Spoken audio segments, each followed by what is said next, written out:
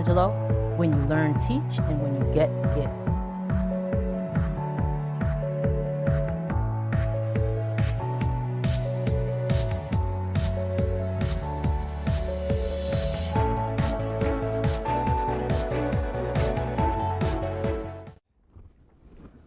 Welcome to Conversations with Verdel Jones. I'm your host, Verdel Jones, and being an educator at heart, I'm dedicated to sharing conversations that inform and enlighten in the hopes that you learn something you may not have known. I also want to welcome my special co-host, Mr. Jeremiah Jones, with us. Hey. We're always excited to, have Jeremiah with us in studio. We really are. And remember, in the words of Maya Angelou, when you learn, teach, and when you get, give. All right. So we have, a great show planned for you today. But before we get started, I'd like to thank our sponsor, Nancy Vargas Johnson. She's a realtor in the Nassau and Suffolk County, Long Island area. So if you're looking for a home, you can check out Nancy. Her contact information is there. She looking for a home, selling a home. She's your woman. You want to reach out to her. Also, we always want to keep the show going, so we're always looking for sponsors for the Conversations with Verdel Jones show. So our contact information is there, and you can reach us at any time. We like to have people partner with us and sponsor and keep this information, coming to our viewers. So, we encourage you to check that out as well. So there's a couple of things that before we also, in addition to the sponsor and a call for sponsors and introducing my co-host Jeremiah, I just want to let everybody know that you can Deli Teach is my YouTube channel where you can see all past episodes of Conversations with Verdel Jones. So if you go to YouTube and put in the search Deli Teach, you will see the shows come up, and you can subscribe to the channel to continue to watch the shows and catch up on any shows that you may have missed.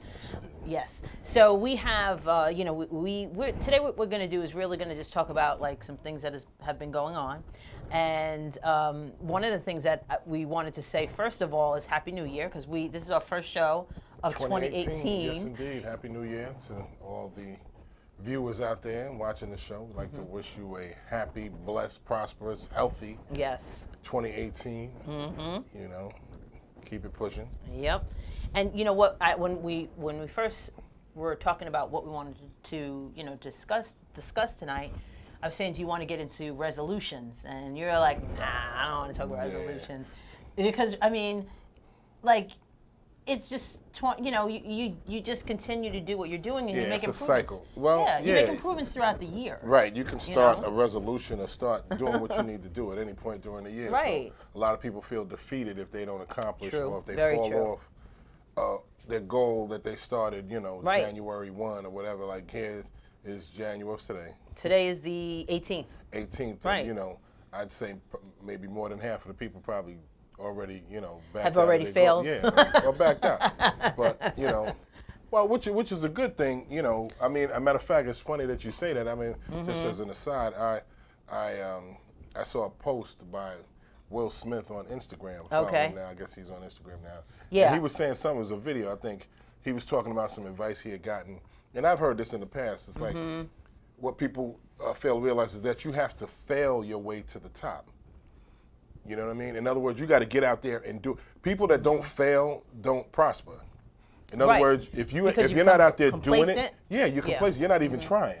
Right. So everybody has their certain amount of fails that they're going to have. So if you go ahead on and start doing what you got to do and get them out the way, you'll be that much quicker and that much closer to getting what you want out of life. So you have to fail your way to the top, because you're gonna fail. You're gonna have disappointments. But the quicker you go ahead and get those out the way and knock those out, the quicker you are gonna make your way to You know what? And it's like that. What you want to do, no matter what it is. No matter what it is, because I was gonna say, like in a relationship.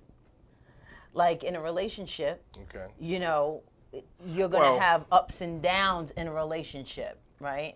Yeah. So those ups and downs really help you to appreciate when. Oh yeah. You know what I'm saying? Yeah. In those terms, yeah. In those terms. No, right. in those terms. I thought somebody you like keep doing failing. No. Yeah, failing, just going out there wilding. You know what I'm saying? It's gonna make. No. It's gonna make the relationship better, but nah. I'm just saying. I'm just saying. No. In terms of achieving goals. Right, exactly. So for all of you out there, as we said, we wish you a very happy and healthy new year. And just strive to be the best that you can be. I mean, that's all we can really try to do. And I think you should, even throughout the year, you should kind of have little checks for yourself on the things that you want to try to accomplish. Yeah, so, just don't stop because it's not January 1. Right, or it's Monday to start that diet. Right. Well, yeah, every Monday you start the diet. You can start it on a Wednesday. You can start it on a Wednesday. You can start on a Thursday. That's right. Sick and tired of being sick and tired. Yeah, just so do what you got to do. You got to do it. So speaking of tired of being sick and tired, That's a good segue. Thank you. We, as you get older, as you get more mature, you tend to, things happen to your body that didn't happen to your body when you were younger. You feel all the aches and pains that you may not have felt before. There's some, weird things that kind of, I think, go on with your body. What is it? AGE? AGE. Yeah. Yes, it's definitely that.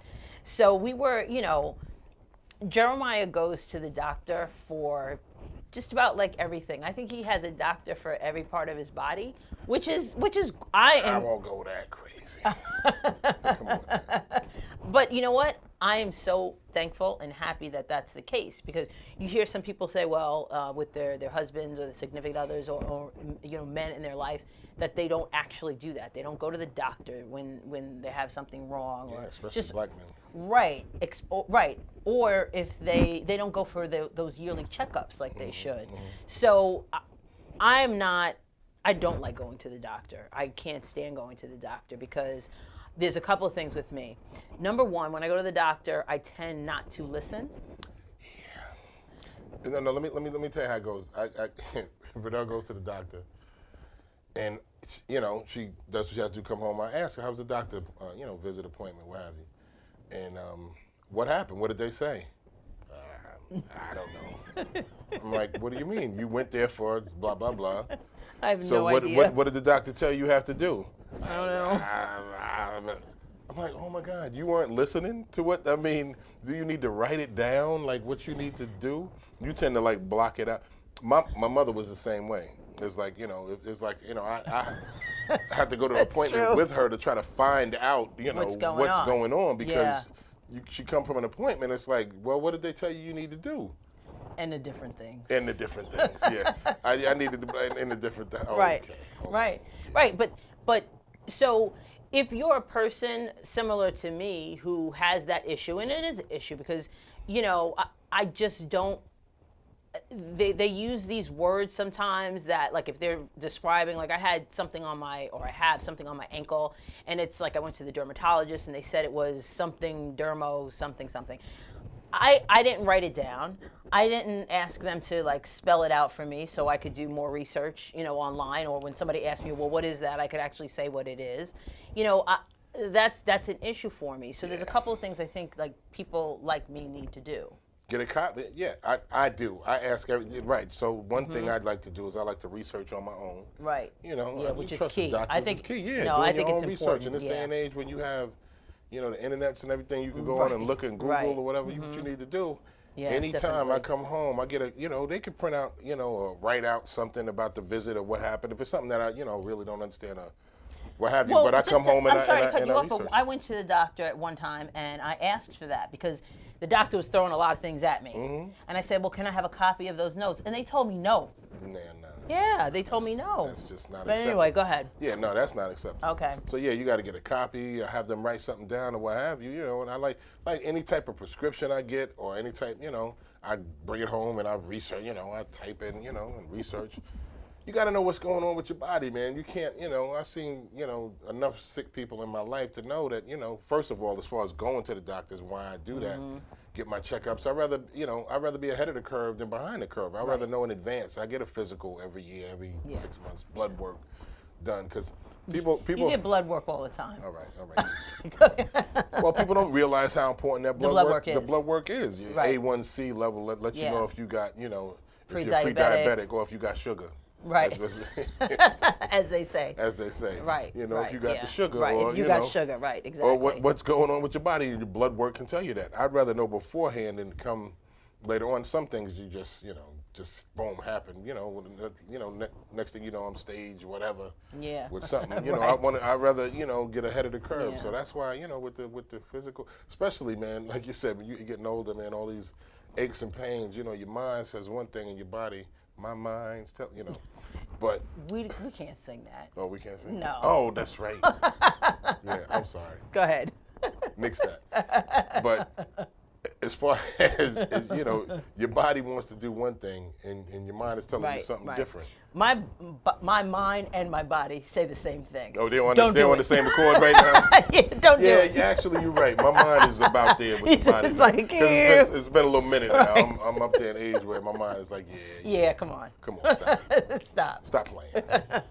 But I do go to, I'm very good about going to those regular physical kind of things. Right.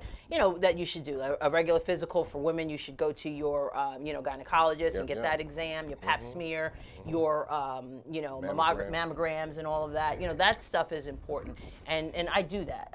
That. But when something's wrong, I tend to not go. Like if I have a cold, I might not go to the doctor. If I have something that's been bothering me for a little while, right. I might not go. Like until I'm like, go to the doctor and find out what's going on. Right. You're sitting here talking about you getting pain or this hurts Right. or that hurt. You go to the doctor. Yeah. So you, excuse me. So let them tell you what's going on, and and don't if one is not telling you what you want to do, then what you think is right, go to another. And that's the thing too.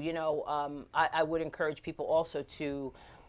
Get second opinions. I'm not the one to do that often, but it is so important. And I have done it in some instances, but I don't do that on a regular basis. And because I don't have too many things that, thank God, are wrong.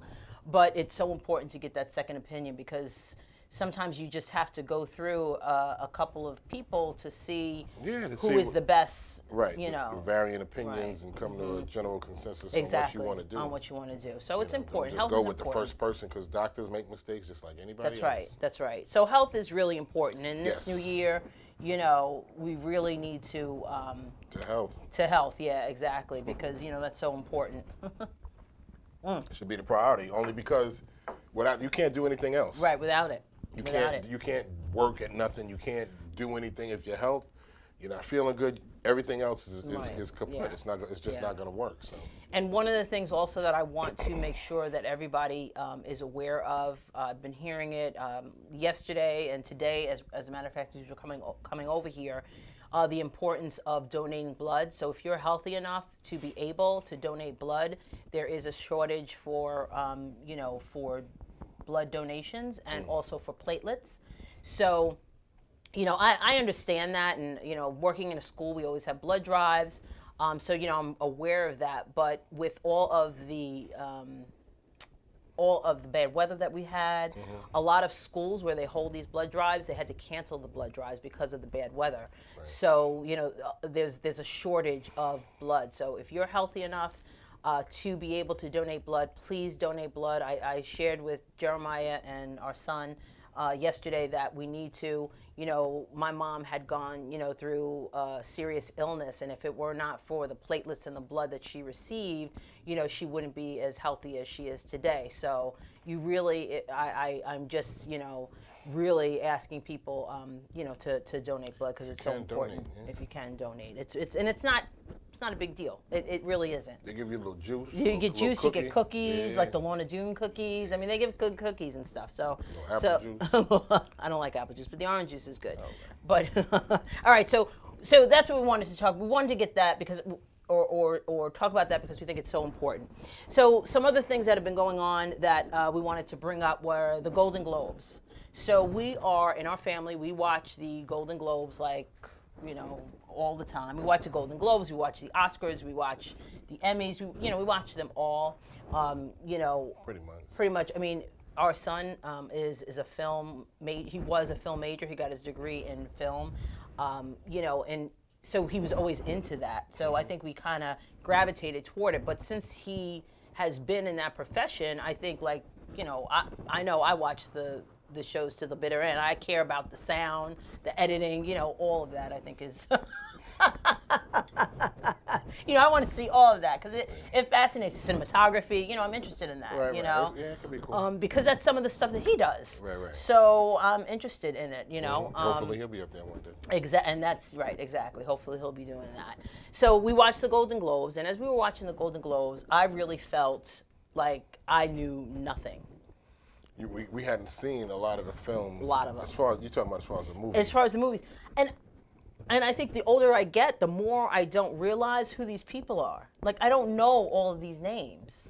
You do. You just, especially. I mean, they had a certain amount of people that's been around for a little while. It wasn't too many. No. There weren't too many people that were like brand new or nothing like that. So when our son talks about, this is what he does since he's, you know, in that field, he'll say, you know, he'll name a movie, he'll name all the actors, he'll name the director, he'll name the writer. And we're like, we don't know who these people are. Yeah, and he leads off with the names like as if, you know, instead of starting with the movie or it's like, you know, oh yeah, that's directed by, I'm like, I have no idea. Right. If it's not Steven Spielberg or, you know, or Spike Lee. Martin Scorsese. You know what I'm saying? I don't know these people, man. Ava DuVernay. Well, yeah. Yeah. So, I mean, we when he says it and then he says, oh, they also did this work, you kind of, you know, he helps us make that connection. Yeah, you know you mean? can see the connection on the the type of films. movie and the films that people do. But it's just fun. No, I have, so let's see, who we have here, just real quick. The best pick drama was 3 Billboards Outside Ebbing, Missouri. That one. Okay, that one yes, best that drama. one best drama. Now, we hadn't seen that. Right. But we watched it after the Emmys. Yeah. Yeah. It was really. That's a good movie. It was good, and the woman who won for Frances McDormand, she won Best Actress in the Drama. She was phenomenal. Yeah. She was really. She was and wicked good. again, Was you really know, good. I never knew her name, but you've seen her in different things. I remembered her films. name. Yeah. I didn't remember her name. Yeah. But she was phenomenal. Actually, from that movie also too, the Best Supporting. I forgot it. He was just on Sam Rockwell. Oh, he was on SNL this week? Yeah, 3 Right. Billboards. Yes. He won for Best Supporting Actor. And he was outstanding and in it as well. He was good too. Yeah, so. he really was good. Yeah, at 3 it. Billboards Outside Ebbing, Missouri. Yeah, if you haven't seen that, go check it out. 'Cause it's a Or as Jeremiah calls it, 3 signs. Yeah, 3 signs. But yeah, the movie was ill. It's a good movie. It's a very good movie. Yeah. It's a good movie, and the ending was pretty cool too. And they thought The Post was going to win. Everybody, you know. Right, because The Post now that has people that I know. Well, Meryl Streep, Tom Hanks. Tom Hanks. I know these people. You know, a couple right. other people. And, so they thought that was going to win. And that was kind of like a snub, right? Yeah. Well, yeah, they didn't win anything. It didn't. Right, No, exactly. They didn't win anything, but and they we thought haven't it was seen gonna that yet. No, we haven't seen that yet, but we're going to see that one too. But Best Picture Comedy was another Lady Bird. Right. And that beat, you know, a couple other movies outside. You know, Get Out was one of the movies we thought was gonna get it. But Lady Bird, that was another one. We didn't see it We before didn't see it before the Globe. Golden Globes, and we ended up watching it after. That was another good movie. That movie, I absolutely loved that movie. Yeah, Lady Bird. It was good. It was really, really good. And again, she won the she won female, the actress actor. and actress. Okay. Saoirse Ronan or something like that. Right. Yes. And she was really good. And you know, it's really like it's really a coming of age story. Yeah.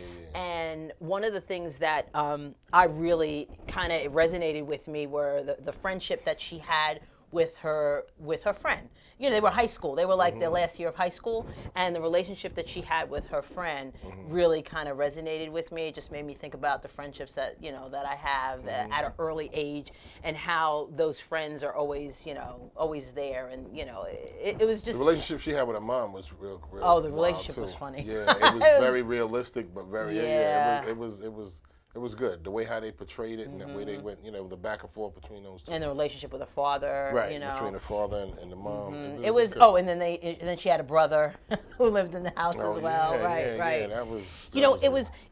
What I like about movies a lot is, I'm not really a big action movie person, but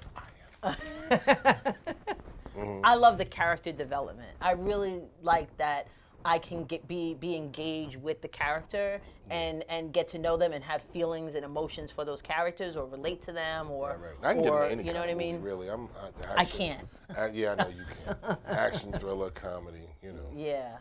But it was so the Golden Globes was good. It was hosted by Seth Meyers. Yeah. Seth Meyers, I thought he did a good job. I thought he did a good job because he really had to walk the line, you know, with all the stuff that was going on with everybody wearing black. The Me Too and movement. Me Too, but it's Time's Up. Time's Up. Time's Up. Time's Up. Everyone had the the pins that they were wearing, and I thought he did a really good job. I thought it was funny. I thought it was it was like tactful, you know. I mean, that's a hard subject, I think, to kind of to broach, but he had to. But for me, the highlight. Well, before we go okay, before we go that, okay. I just want to know because you had the TV too. Sorry, TV. Well, oh yeah, that's right. I forgot it's TV also.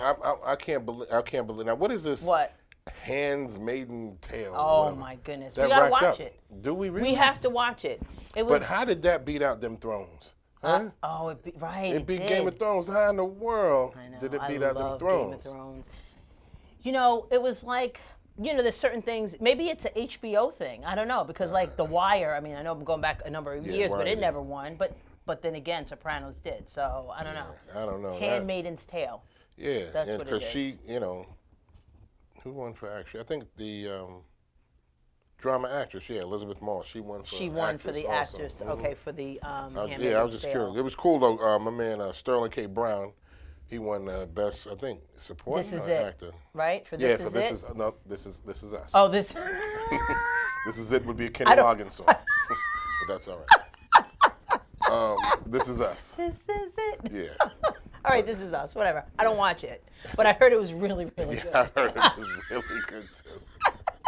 But everybody says it's like a tearjerker. But they say he's really good. Well, he was good in the OJ. OJ. That was that was so good. As what was the he was Johnny Cochran. No, that was what do you call it? No, he was Darden, Chris Darden. Chris Darden. He was excellent as Chris Darden. Yeah. He's and a great actor. was good as what do you call it too? Johnny Cochran. But great. That was a great series. Yeah, it was. So, but all right. So you can go to your woman. There. So the highlight for me in the Golden Globes was Miss Oprah Winfrey. I mean, the speech that she gave was ridiculous. Yeah, the speech was off the chain. It was off. Like, you know, as we were watching the Golden Globes, oftentimes, you know, there's a lot of talking going on. You know, especially when Marcus is watching, there's so much talking going on. Yeah, it's a wonder that you can hear what's going on. There's so much back and forth in the house, man. People commenting, replying, whatever. It's pretty funny. But when Oprah was giving her speech, no, everybody had to be quiet. She, you know, it was just such an impassioned speech, and it was so well done.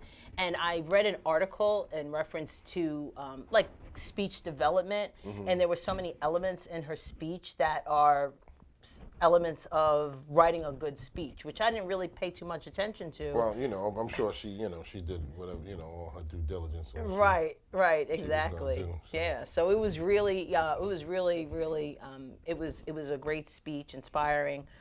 You know, people are saying, well, is she going to run for president and all of that? You know, who knows? I mean, you know, come on. But I would vote for her.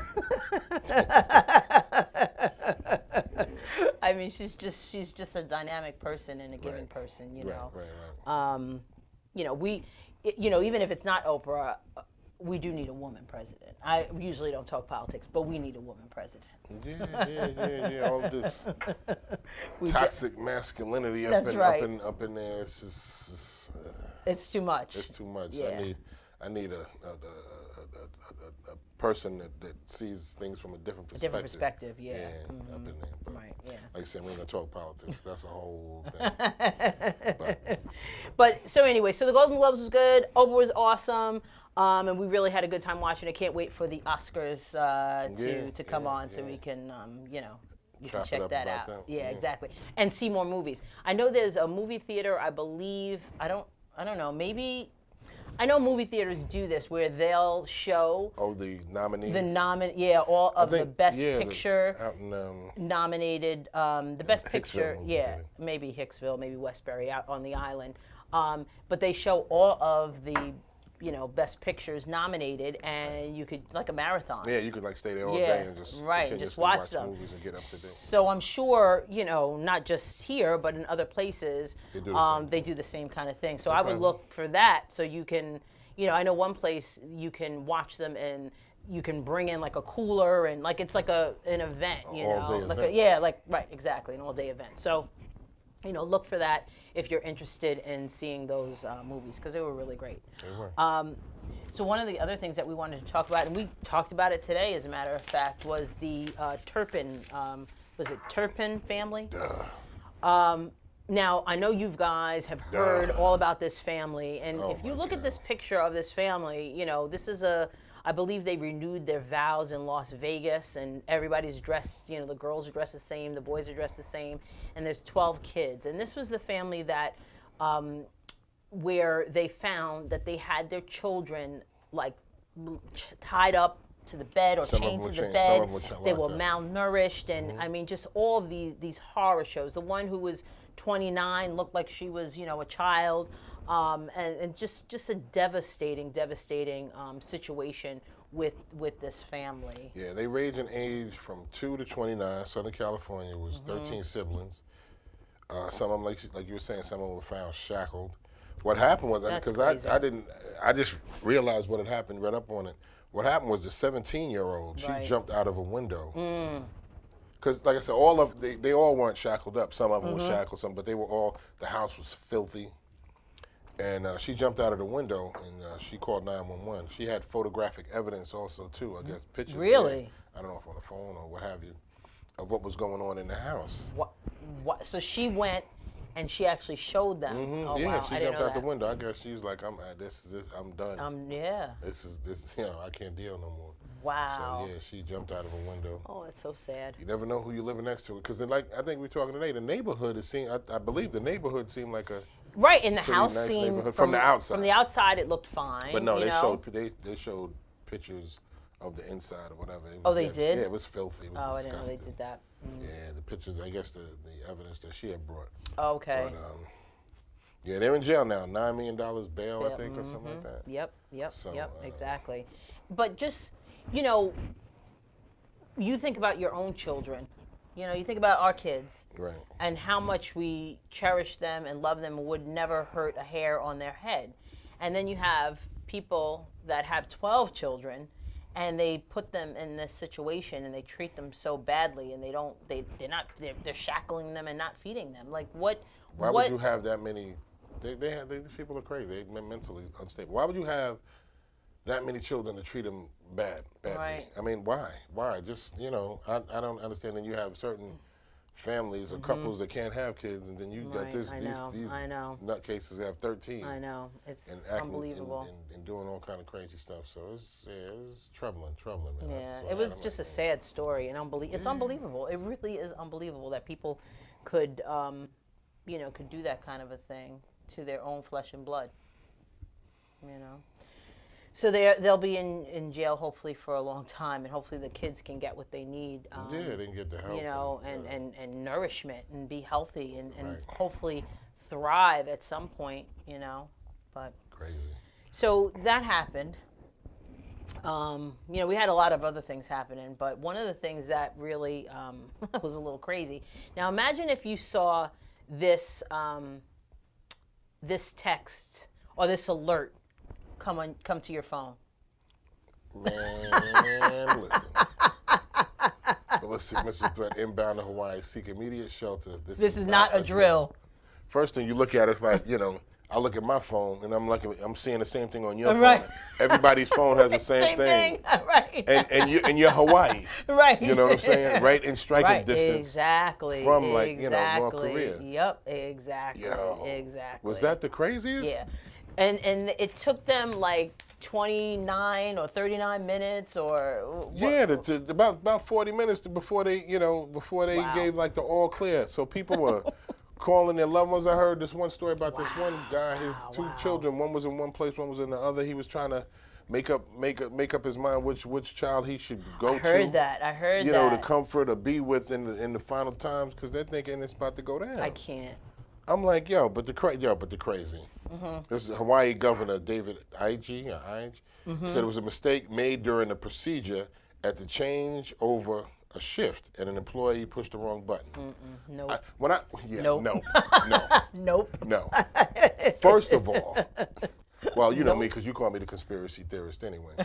I think all this is not even personally. I think there's something else that went on, but I don't know. You think something else went on? Because this is so ridiculous. How in the world could it be that easy to do something that crazy? In other words, not crazy, to do something that has that much, implications, ramifications of something that major. Some dude's just, cleaning off his desk. You know what I'm saying? All right, Jim. See you tomorrow. Getting his, his lunch pail, and he pushes the wrong button on his way out. Right. Come on. Are you serious? Yeah. Come on. Is that easy to send out a missile threat that's gonna scare the whole state of Hawaii? Right. Is that easy? Yeah. They need some fail safes, man. Yeah. You got to have at least 2 or 3 people confirm. Right. What was that? Crimson Tide, where they had to confirm. You got to break the code, and 2 people got to confirm and push the button and do all this. Even in our day-to-day life, if you go to the doctor, right. How many times do they ask you your name, your date of birth, every single person that sees you asks you this. Right, when you're in the hospital. Right. Yeah, when you're in the hospital. Right, when you're in the hospital. Yeah. So that they don't cut off the wrong leg. Exactly. Or give you the wrong medication, or whatever. What's your name, what's your social? They do it. Every person that comes up to you. Every person. But something is easy talking about a missile threat, and Joe Schmo on his way home just accidentally hit a button and sent this out. But the other thing is, 40 minutes for them to come back with the no. Could you imagine? How come the dude that came on, they'd be like, yo, Joe, what did you do? What did you do? And push the button, be like, yo, cease and desist. Yeah, JK, LOL. How come they didn't send that out that quick? You're going to wait 40 minutes? I know. People, anything. They're lucky crazier things didn't happen within that time frame. Hawaii must be a chill place. It must be real chill. Right? Imagine in New York City. Exactly. Imagine if that happened in New York City. Exactly. Oh my God, it would have been craziness. Yeah. It would have been craziness. Mass chaos. But some people, it didn't even affect the people at the highest level of government. They were golfing while it went down. Didn't even bother to. Supposed to be talking about politics. I can't help it. But they didn't even bother to, send out a tweet or nothing. You know what I'm saying? They just. Hey guys, relax. Yeah. Push the wrong button. Yeah. Sad. Fake news. But anyway. Sad. Sad. But 38 to 40 minutes without even, that's crazy. But what happened to the guy who made this error? Yeah, exactly. They said he's no longer employed. I guess he's no longer working. I thought he was like an administrative leave or something. Maybe he was reassigned. Joe was reassigned. Reassigned probably, because as a matter of fact, they had another scare similar to this in another country. Right, another country. China, Japan, something like that. Right. Mm-hmm. So I don't know. Yeah. Did he go over there? He's wreaking havoc everywhere. Yeah, wreaking havoc everywhere he goes.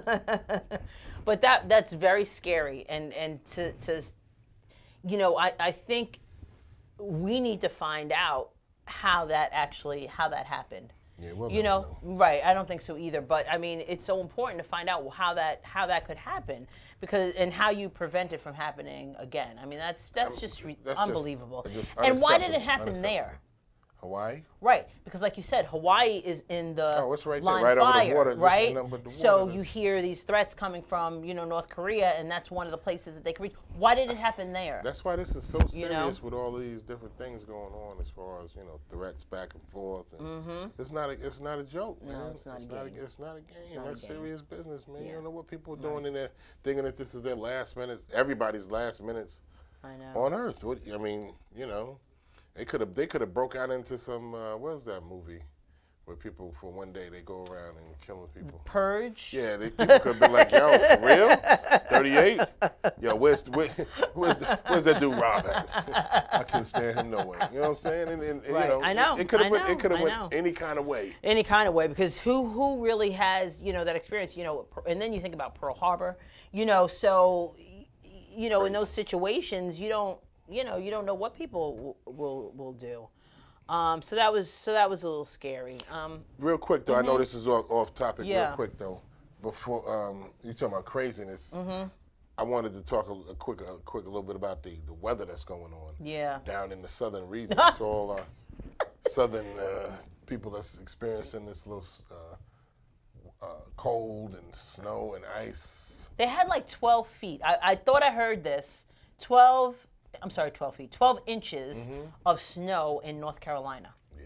Now, I mean, come on. That's crazy. South Carolina, Georgia, my Georgia people down there. Oh yeah, they got snow in Georgia. Who gets snow in Savannah? Yeah, snow down They had there. snow in Savannah. They had snow in Savannah.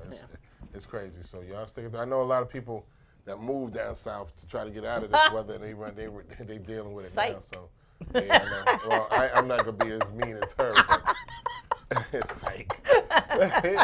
But you know, it's climate change is real. Yeah. Something's going on. I with this know, weather. and we It's just crazy. have. You know what? We're going to have to start preparing more. Well, we're prepared for it in the sense that, you know, the snow. Yeah, but at the same southern time, regions the southern regions are going to have to start. Yeah. You know, buying more than one plow. more than right. one plow for the state. You know what I'm saying? Getting some sand and Salt or whatever. trucks Right. and everything. Yeah. 'Cause, you know, they man, stuff like this happen. right. They shut down for a minute. Right. Schools and everything. That's they, right. They don't do anything. They so don't. And the that's funny. thing is, like with like we're used to it. I mean, when it snows here, it's like clockwork usually. You know, sometimes there's some issues just depending on the forecast sometimes, but it's usually cleaned up relatively quickly. Right. You know, in places, we were talking about this today too, in places like Maryland, they used to didn't get as much, but now they are. So now they're more, you know, they're more in tune to what- prepared, right. with it. So which is, you know.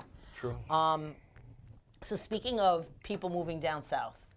Okay. Another nice segue. Thank you. Queen of the segue. And we talk about this often. You know, even with our own children, it's like, well, why in the world would our children want to live on Long Island? Right? I feel like we were forced to live on Long Island. Were we? Okay, maybe not.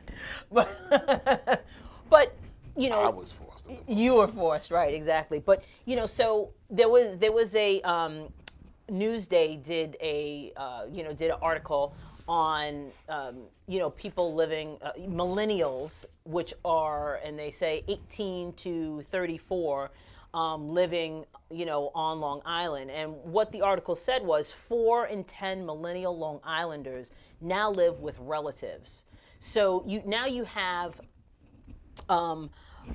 these young kids, you know, 18 to 34 years old, living with their parents or living with their in-laws or relatives or what have you, because there's a lot of factors. And I just wanted to, there's a chart up here that talks about how millennials live on Long Island. And the interesting thing about this first chart is that in 2004, you had 31% living with family. 30% were renting, and 38% were owning. That was in 2004, and these are millennials, people ages 18 to 34. In 2017, that's that bottom chart there, you had 41% living with family, so 10-point increase there, 37% renting, and only 17% versus 38% in 2004 that actually own a home. So, you know, that right there is impactful because the home ownership of younger people on Long Island is dwindling, and more are either living with relatives or they're, you know, renting their home. And, you know, there's a lot of reasons for that. You know, one of the things that, you know, the article kind of speaks to is the fact that kids are not able to make enough money to actually live on Long Island. Very expensive. You know, it's very, very expensive. You have, and you know, so the other thing that's happening is, and in that the chart, the vertical chart there, this chart here, it talks about who's leaving Long Island. So since they can't afford to, live on Long Island, they're leaving Long Island. I don't blame them. I'll be out too. So from 2007 to now this is all Long Islanders. From 2004, there was 27% said that they were, that they were very likely to leave Long Island. In 2017, 37% said they're very likely to leave Long Island within 5 years. In total, though, if you take a look at that, it was 45% said they were either very or somewhat likely, and those are represented, by the bars there in 2004, versus 59%. So 59% of Long Islanders total said within 5 years they are very likely or somewhat likely to leave Long Island. It's a lot. It's a lot. So we're going to take just the last chart that I have that I wanted to show you. Kind of breaks it down by the millennials, right? And we're going to get into why I think that's important. But so when you look at it, when it's broken down by the millennials, the first thing that the chart before that, it was all Long Island. This is just the millennials, ages 18 to 34. 71% are likely, very likely, or somewhat likely to leave Long Island in 5 years. 71% of this age group are very likely or somewhat likely to leave Long Island. I can't blame them. 71%, that's a lot. It is a lot. It's a lot. Okay, so what are the factors? What do you think is leading to that? So if you have people from 18 to 34 years old, right? What happens when you're 18 and 34? Like what were we doing at between 18 and 34 years of age? Getting ourselves, building our careers and getting ourselves together, getting our foot in the world, basically. Right. We're contributing. We bought a house in that period of time. Had kids. We had kids. We contributed to the economy on Long Island.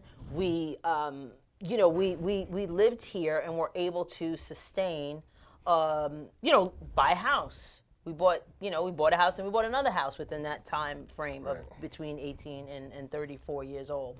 So if you have 71% of these individuals between those ages wanting to leave, what's that going to do for the island? Exactly. That's a large segment. That's a large segment. And what's happening is a lot of them are moving to, cheaper places where they can actually afford to live. Right. So one of the articles, in that article, they were talking to a couple and they were saying that their friend, moved to South Carolina and they're paying $600 a month for a house in rent. They're renting, but it's $600 a month. What, like per person or just in total? No. For the house, $600 a month for the house. How many people was in the house? A couple. So what? Each person is $600? No. One person. The family, $600 a month for a spacious house. That's crazy. You can't even get a studio apartment. No, you can't. For $600. You can't get a cold basement apartment. No, you for can't. $600 a month. You can't. You really can't. You might get a room. You might get a room. Be able to rent a room. And that's for real. That's real talk. You might be able to rent a room right. in a house with other people. Right. For $600 a month. $600 a month. Wow. Yeah. So you're looking at. I'm out. I wouldn't even. Yeah. What would make me stay here? Right. What would make you stay here? 71% of young adults said that they're leaving in 5 years because they can't live here. You can find for rent. You're talking about maybe $1,600 is like the cheapest place that you can get, maybe for like a 1-bedroom, or maybe even for something where you can have 2 people and maybe a kid or 2, maybe. Maybe. $1,600. So if you're making $40,000 a year, that's a pretty hefty price. Yeah, it's a lot of chunk of your income. Right, and what's happening on Long Island too is a lot of the industry or a lot of the jobs that are available are lower paying service jobs. So, it's going to get to a point where you're going to have people who are making a lot of money and the people who are servicing those people. Exactly. That's all it's going to be on Long Island. Exactly. Rich people, who have a lot of money, and people who work to work for those people. Right. So I mean, years down the line, but that's what it's. I mean, years down the line, you have 71% saying they're leaving in 5 years. Right. Somewhat likely or very likely to leave in 5 years. So where does that leave? Where does that leave Long Island? Right. What? And I guess my question is. They got to change. Right. What are things that are going to happen to sustain the island itself? Right. Right itself. You look at school districts. Mm-hmm. You look at industry here. There's a brain drain that's going to happen to Long Island also, because people aren't going to be making that money, and they're going to leave, and that's what we're seeing on the island. I think even for our kids, they're not going to be able to live on Long Island anytime soon. I don't think they want to, but and that's the other thing too. What's on the island for them? There's not a lot of activities. There's not a lot of things. Well, well, it depends on when and yeah. Well, what are you saying as far as nightlife or? Yeah. So like Marcus goes to Brooklyn. He goes to Manhattan. He goes to other. Now that he lives back at home, he goes to other places for entertainment. He does nothing on Long Island unless he's with us. Right, because the majority of his friends all live out there. Right, but they don't come out here to do anything. Yeah. That's true. So it's really that's a whole thing with that, because it's easier to go there and get around. I mean, they're gonna come here. They probably, I don't even know if they have vehicles. Cars, yeah, they don't have cars, right, so they're not. But that's a whole other thing. Right. Yeah, I understand. I mean, there's things to do, but I hear what you're saying. It's a lot. It is family oriented. But I don't know how long families are going to be able to remain on the island. Without a lot of people do live with their relatives. I know there was a trend where. And I know people that have done this. They buy their parents' home.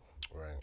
Then their parents will have a little space in the house, or they'll go to Florida or whatever. But this is what they do. They buy the parents' home for a reduced price, because they have to pay for it. Right. And then they live there, and their parents live in a little space, and then they go to Florida for a certain amount of time. Because you just can't simply afford to buy a home. When you have home prices, $350,000, and you have to have a down payment, how are you going to be able to, to sustain that? Right. So, it's just a thought in how, what's going to happen on the island. So I like Long Island. I love New York City. I'm not going anywhere. We're not going anywhere. I would like to maybe, and this is another trend that I. We're not going anywhere? We're not going anywhere. No, we're not. There's a trend where people also, they'll rent something in a warmer climate. So, and we've talked about that too. We can rent in Arizona for a month. We can rent in, down in Florida for a month. So instead of being here in the winter and not giving up our home and not buying anything, in those places that have, the hurricanes and things like that, So, but that's just the state of, what's going on Long Island. We have a lot of places that are building up around train stations, like we have, Wyandanch Rising. That's an example of, I think they're trying to keep younger people here. I don't know if that's, if that's working. I don't either. I don't know. They say it's full over there, though, right? That's what I heard, I think. So they have, but if you take Farmingdale's doing the same thing, but the places in Farmingdale are ridiculous, like $3,000 a month for these apartments. Yeah, I don't know what the other person they're going to get to. Right. Move into those, making what kind of money? Right. So, there's an idea that this might happen, especially with the Wyandanch Rising, because I think they were more affordable. But even those are expensive. They're not cheap. Nope. So I think it's going to be a real challenge to try to keep young people here on Long Island. So too. Yeah. I know that Amazon, New York City, they're building. Amazon is having like a second headquarters or something like that. They were saying, not yeah, and I think New York City is one of the. I don't know if it's New York City or if it's New York. I'm not sure, but one of the places they might come. yeah, they're the finalists. Yeah, they're one of the finalists. And you know that and I don't know if it's in the city or if it's on the island, but we need industry, you know, to come to the island. That guy, who's his name? Bezos, whatever the owner of Amazon. He's like the richest man ever. Is that crazy? Yeah, that's kind of. I mean, isn't he like a multi-billionaire? Yeah, he really is. He's the richest man ever. That's what they said. That's crazy. And I mean, but Amazon is amazing. Amazon is crazy. How they even do what they do. Yeah, Amazon is amazing. I mean, if you think about something you want to buy, it's on your doorstep. Basically, pretty much. Pretty much. Right. So. So we talked a little bit about a lot of different things. We really want to encourage everybody to support the show and continue watching. I love to have Jeremiah on all the time. So thank you, Jeremiah, for joining us. Thank you. By us, I mean me. Yeah. and the viewers. And the viewers. That's true. That's very true. And the people. Exactly. Exactly. So, I want to, again, remind everybody that you can follow or subscribe to the YouTube channel, which is Deli Teach, and that's DELITEACH. And make sure when you go onto YouTube, you subscribe to that. Also, we always encourage sponsors, to keep our show going. There's our contact information there, and we would also like to thank our sponsor, Nancy Vargas Johnson. She's a realtor in the Nassau and Suffolk County area. So if you're looking to buy or sell a home, you can reach out to Nancy. And again, I want to thank everybody for watching, and you have a good night. Peace.